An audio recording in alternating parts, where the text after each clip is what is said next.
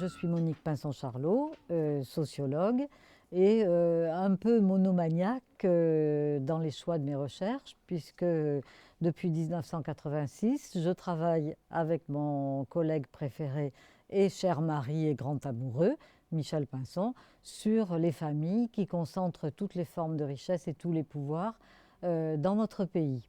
Ce qui est assez étonnant, c'est que ça ait pu tenir. Qu'on n'est pas divorcé. Oui, alors là c'est moins étonnant, on n'a pas fait fortune pour autant.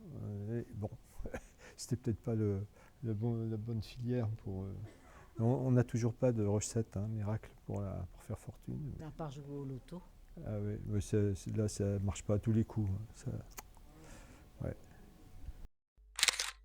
Quand on a commencé notre travail en 1986, on était vraiment sur le thème de la lutte de classe, c'est-à-dire avec des adversaires dans un combat au grand jour, en face à face, avec de la chair incarnée de part et d'autre. Et puis qu'aujourd'hui, on est passé à une autre phase avec le système néolibéral où la finance prend le pouvoir sur l'économie industrielle et sur le politique. Et cette phase où l'ouvrier, pour dire les choses rapidement, ne sait pas qui est son adversaire. Et donc on est passé de la lutte de classe, c'est ce que nous développons dans la violence des riches, à une guerre de classe. Et cette guerre de classe, ce sont les riches qui la mènent, qui sont en train de la gagner avec des armes dont nous n'avions jamais entendu parler avant, ce qui ne sont pas des canons et des fusils, mais qui sont des armes financières. Et ces riches-là arrivent aujourd'hui à vous faire croire que vous n'êtes que des coûts et des charges, que vous êtes des parasites de la société et que sont des bienfaiteurs de l'humanité et que s'ils s'en vont, on est foutu. Eh bien, évidemment, ce n'est pas du tout vrai. C'est une escroquerie idéologique et une escroquerie linguistique. Les armes sont aussi financières, au-delà d'être idéologiques. On vous dit que vous coûtez trop cher, que vous creusez le déficit de la sécurité sociale, le déficit public, que du coup vous créez de la dette publique. Eh bien, tout ça, ce sont des constructions sociales. C'est absolument faux. Ça se passe comme ça parce que les riches planquent leur argent, spéculent dans les paradis fiscaux et refusent de contribuer aux États, à l'État-nation, à la souveraineté nationale et refusent de contribuer à la solidarité entre les classes. Quand on met son nez dans les paradis fiscaux et qu'on voit que, par exemple, les armes sont vendues pas cher du tout pour susciter des printemps arabes, pour susciter des guerres civiles ici ou là. Je ne donne pas d'exemple parce que je ne veux pas être prise en défaut sur des faits très précis. Mais voilà, tout ça est organisé.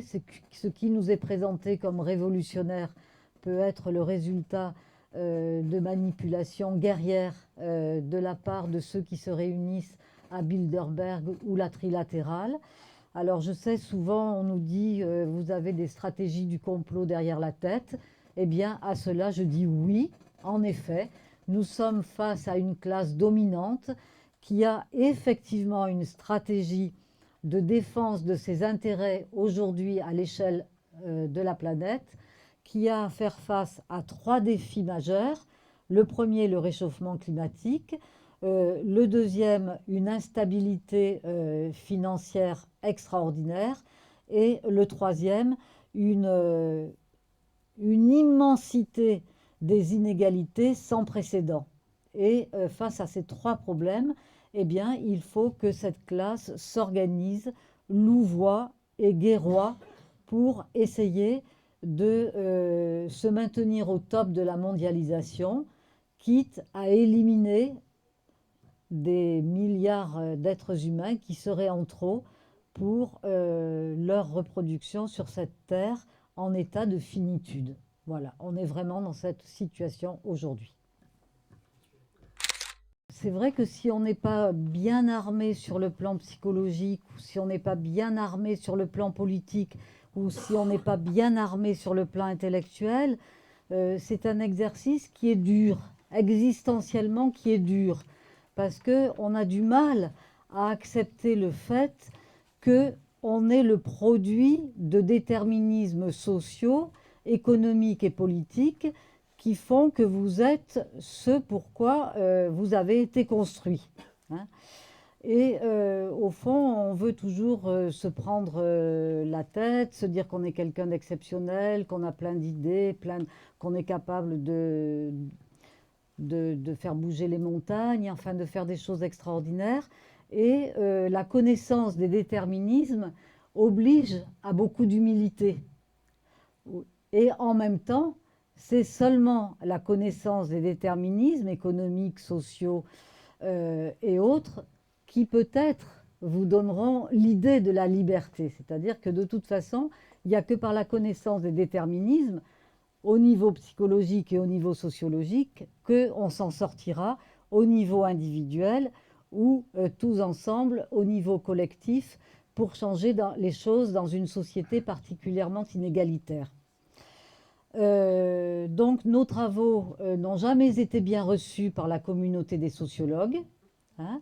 Dès que nous avons, Michel travaillait sur, il y a même un livre qu'il a écrit tout seul sans moi, et il prétend évidemment que c'est le meilleur de toute sa production, mais je n'ai pas tout à fait le même avis, hein, vous jugerez vous-même. Désarroi ouvrier. Eh bien, qu'est-ce que je voulais dire? Que tu étais... Non, non, c'est ça. Alors là, les chercheurs du CNRS, Michel Pinson, quand il arrivait, puis qu'il nous faisait entendre le marteau pilon qu'il réveillait tous les matins dans son hôtel -4 étoiles à Nouzonville, au cœur des Ardennes, on se disait, ça y est, c'est Jésus-Christ qui arrive sur Terre et tout ça. Oh oui, c'est très intéressant. Bon.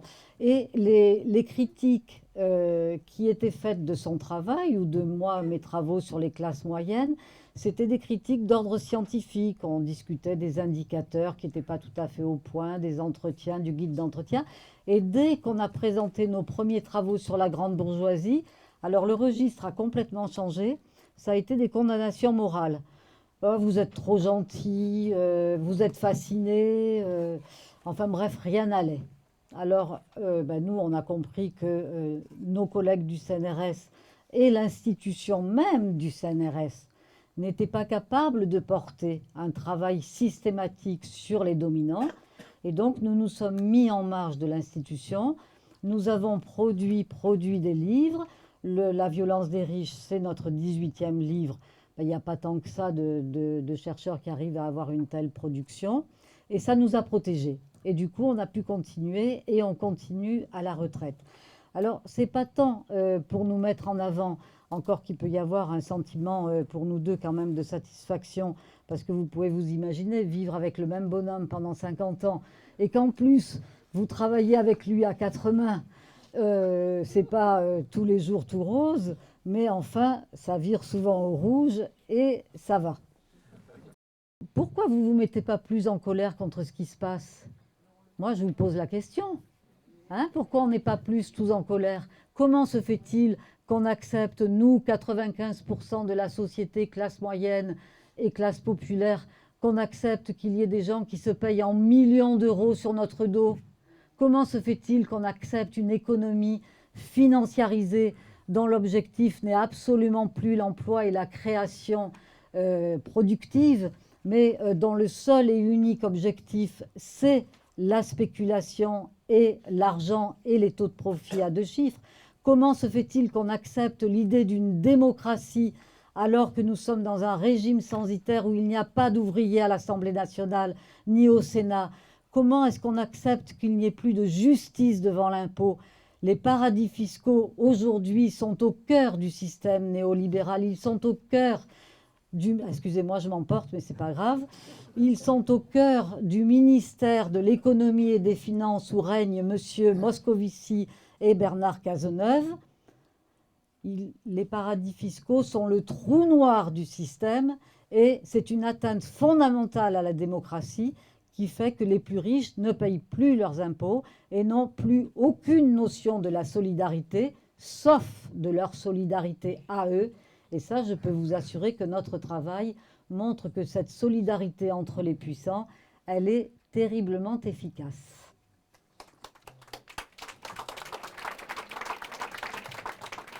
Oh partigiano, portami via.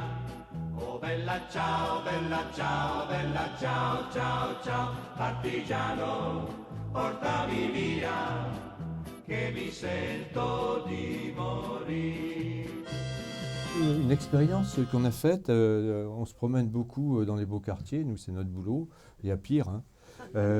Donc on se promène beaucoup dans les beaux quartiers et on arrive devant chez Dior.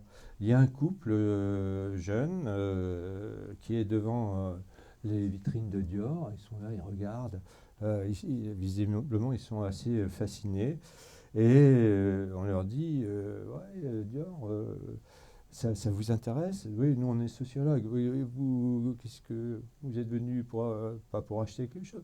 Non, non, on est en vacances, on passe et on est, Voyage de noces. on est en voyage de noces, on est de Nantes et voilà, on est en voyage de noces. La dame, elle dit oui, moi j'aime bien la mode. Je serais tellement content d'aller voir ça de plus près, de rentrer là, mais bon, qu'est-ce que vous voulez, c'est pas pour nous. Bon. Alors on leur dit, mais vous savez, c'est un commerce, c'est entrée libre, c'est la boutique Dior, vous y avez accès tout à fait librement, vous pouvez entrer, pas de problème, vous serez très bien reçus, hein, les gens sont aimables, tout ça. La dame, non, je peux pas. Alors on lui dit, nous on est habitués, vous venez avec nous, vous savez, ils vont pas vous bouffer, hein, bon, pas de problème. Quand même, là, ils vont venir. Non, ça n'a pas été possible. Et je pense que c'est une anecdote, mais je pense que ça peut vous faire sentir la force des rapports sociaux. Ne pas rentrer chez Dior alors que c'est absolument libre. Il n'y a aucune raison. On l'a expérimenté avec des élèves de Gennevilliers. On a pris des élèves de Gennevilliers avec leurs profs de sciences économiques et sociales. Ils sont venus avec nous, on est entré chez Dior, on est entré au Plaza Athénée ils étaient dans leurs petits souliers, c'est plutôt des baskets d'ailleurs, ils étaient eux aussi complètement ratatinés, mais enfin, bon, ils étaient dans un rapport scolaire, ils sont entrés. Notre couple d'enseignants, il n'a pas pu entrer. C'est quand même quelque chose, c'est étonnant. La jeune femme aimait ça, la mode, les jolis vêtements. Elle se serait fait plaisir en rentrant. Et elle n'a pas pu franchir le pas de la porte, même avec nous qui lui assurions que ça se passerait très bien, qu'il n'y avait pas de problème. Donc ça, dans les rapports sociaux, c'est toujours présent, cette violence. C'est une violence très forte, c'est une violence qui est légitime en plus, parce qu'elle est légitimée par des diplômes, elle est légitimée par des postes. Donc tout cela, pour lutter, il faut vaincre cette appréhension, vaincre le fait qu'on a le sentiment de ne pas avoir le droit. On n'a pas le droit, on n'a pas la possibilité. Si on a le droit, si on a la possibilité, c'est du boulot, c'est difficile, mais il faut. Si on reste toujours sous cette chape de plomb, hein, d'une certaine manière, la domination se reproduira sans arrêt et les inégalités sociales. Alors aujourd'hui, on est dans une situation où il y a un patronat qui est pas au même niveau, mais quand même qui est victime de la situation actuelle. Un patronat qui est un patronat de type ancien, un patronat de gens qui connaissent leur métier, qui font un métier et qui dirigent des entreprises petites et moyennes, qui dirigent ces entreprises avec une proximité avec le personnel, avec une certaine disons, un certain paternalisme aussi. Bon, on peut discuter. Mais ce qui s'est passé dans les Ardennes, c'est, par exemple, ce qu'a filmé Marcel Tria quand on y était, c'est qu'une entreprise a été reprise, était en difficulté financière. Elle a été achetée par un fonds d'investissement des États-Unis qui a pillé le patrimoine de cette entreprise et qui a disparu, d'ailleurs. Les deux Américains qui étaient là à Nouzonville pour contrôler ce qui se passait ont disparu avec la caisse, avec tous les avoirs, les savoirs techniques aussi qui ont été virés au Mexique où ils montaient une autre entreprise.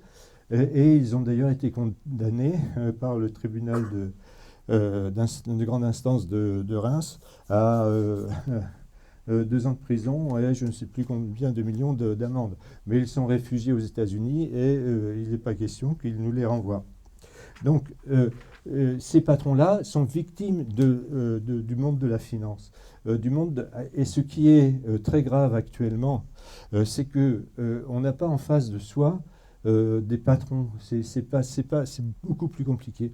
Il y a le fait que ce qui domine, c'est le monde financier et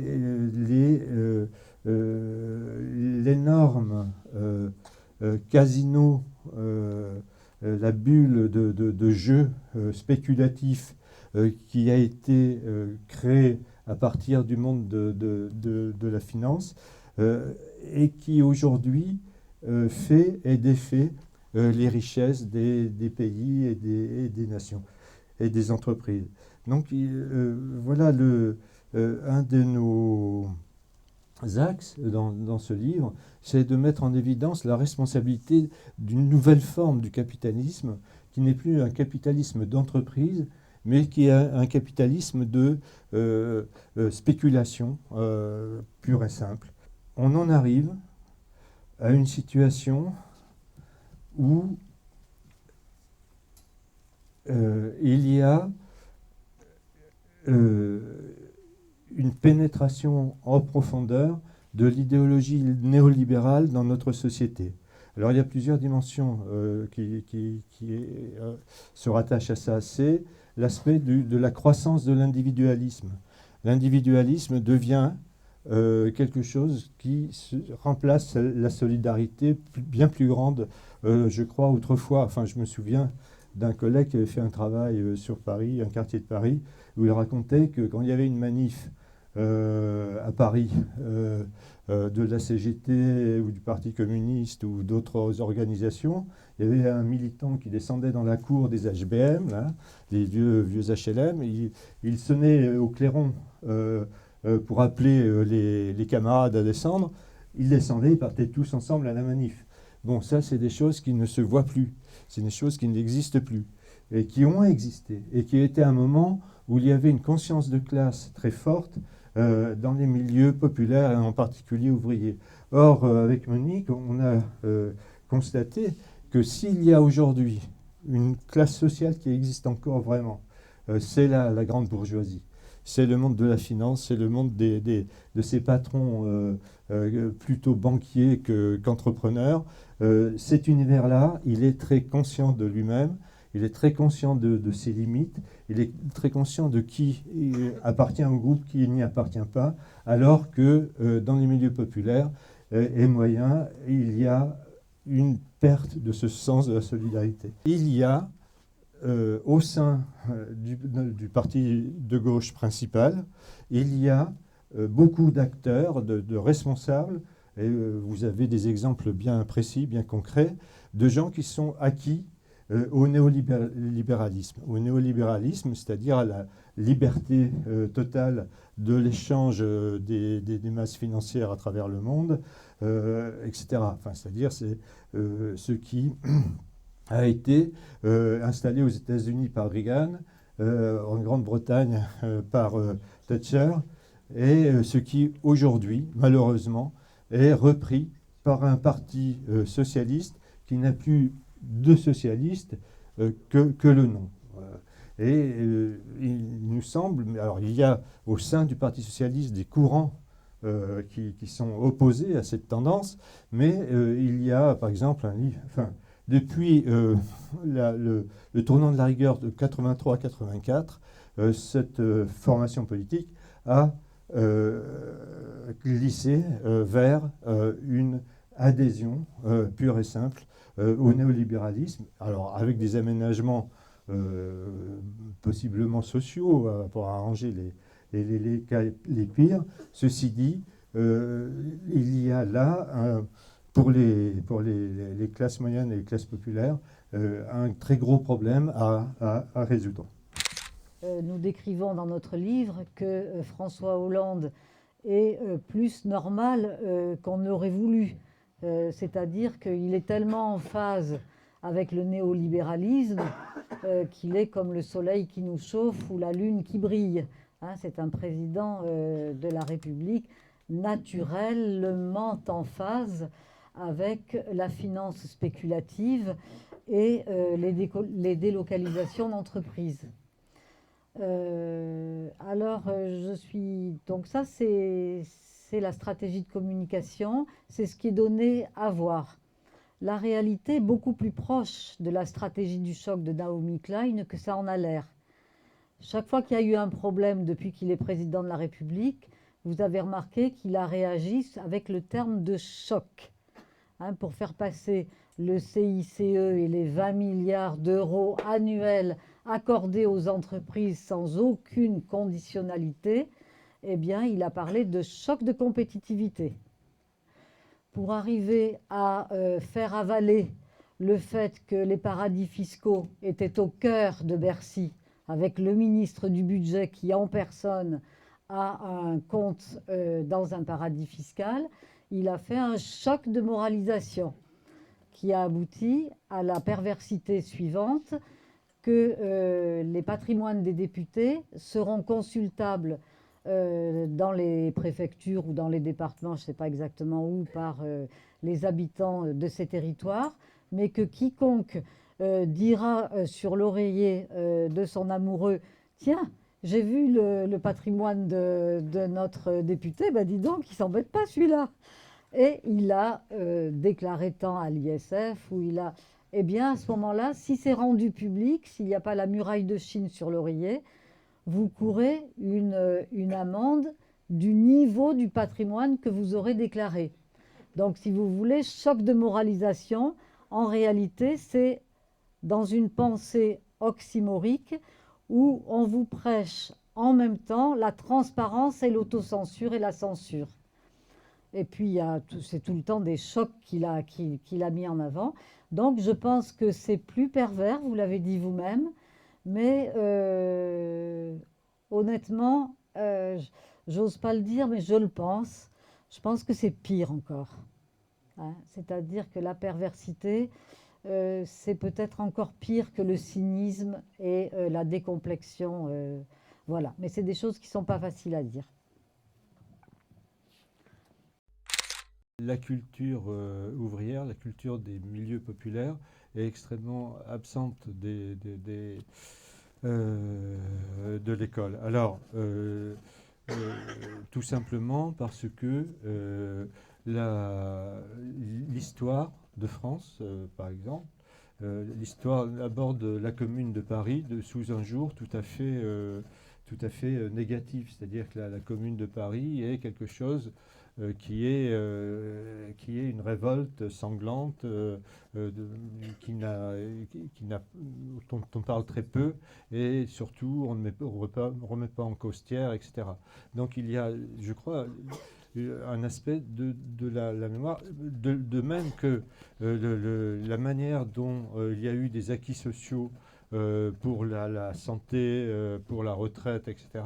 On passe très vite dans les programmes d'histoire sur ces luttes, je crois, hein, il me semble. Ça dépend des enseignants quelquefois, hein, il y en a qui insistent, mais les livres en tout cas ne me paraissent pas très nourris de ce point de vue-là, c'est-à-dire de la culture des masses populaires. Ça me paraît...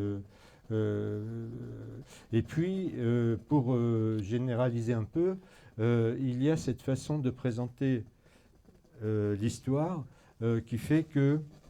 Ça peut exploser ce machin. il y a cette façon d'enseigner l'histoire qui est de dire, par exemple, Alexandre a conquis la Perse.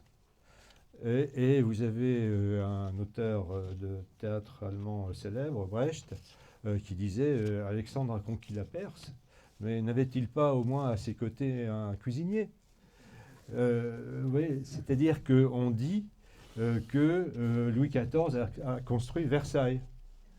Non, Louis XIV a dit vous me construirez Versailles. Et puis les mecs, ils s'en allaient au boulot. Hein, pas. Bon. Donc, si vous voulez, vous avez une façon. C'est sur des éléments de ce type que l'on peut jouer dans l'éducation. Ce n'est pas vrai que Charles de Gaulle a sauvé la France sous l'occupation, la résistance, etc. Hein, il y avait quand même les FTP. Bon. Donc, il y a des manières de présenter l'histoire qui sont des manières de classe et qui, je pense, sont des éléments qui peuvent redonner aux enfants de milieu populaire une fierté, la fierté de leurs ancêtres qui ont été ceux qui ont construit les droits sociaux, qui ont vaincu le nazisme, etc. etc. Ce qu'il y a d'extraordinaire avec cette violence des riches, c'est que les riches, eux, ils ont la libre circulation de leurs personnes et des personnes de leur classe à travers le monde, que l'argent et le capital ne doivent connaître aucune frontière ni aucun obstacle, mais que jamais pour les autres, il n'y a eu autant de frontières sous forme de murs.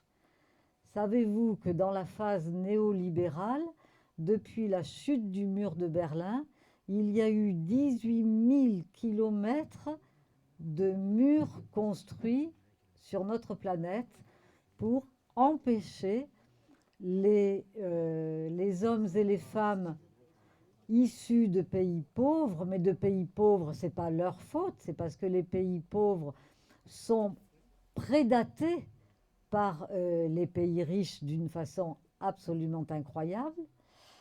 Et donc, il faut les empêcher de venir réclamer leur dû dans les pays riches. D'où la présence de tous ces murs. Et je pense qu'il n'y a pas une forme de violence aussi forte que celle d'un mur pour vous dire « ceci n'est pas pour toi, tu n'auras jamais accès à ça », sauf de manière organisée par les plus riches, avec les sans-papiers, c'est-à-dire des migrations clandestines qui sont mises en scène par l'intermédiaire de ministres de l'Intérieur tout à fait extraordinaires et qu'on reconduit à la frontière, mais en réalité, ce sont des flux migratoires via des passeurs qui sont parfaitement maîtrisés par les réseaux oligarchiques dont, pour nous, le Front National fait partie. Ce qu'il faut que vous reteniez bien, c'est la force des dominants, la force des dynasties familiales qui tiennent les richesses et tous les pouvoirs de notre pays, et que face à cette mobilisation, doit s'organiser une contre-mobilisation bien plus difficile à organiser parce qu'on est beaucoup plus nombreux et puis que les puissants nous divisent sans arrêt. Michel a parlé de l'individualisme, de l'atomisation. Et voilà, et c'est à chacun d'entre nous. Nous, comme sociologues, on essaye de faire notre boulot. Ben, vous, ouvriers, enseignants, chacun essaye de faire son boulot. Et puis, ce qu'il va falloir, c'est qu'à un moment donné, la mayonnaise prenne. Ou bien qu'on fasse l'omelette. Je suis désolée de ces références uniquement culinaires, elles ramènent pas le débat. Mais bon, c'est comme ça. Alors, ben, on vous remercie beaucoup. Et puis, voilà. Merci.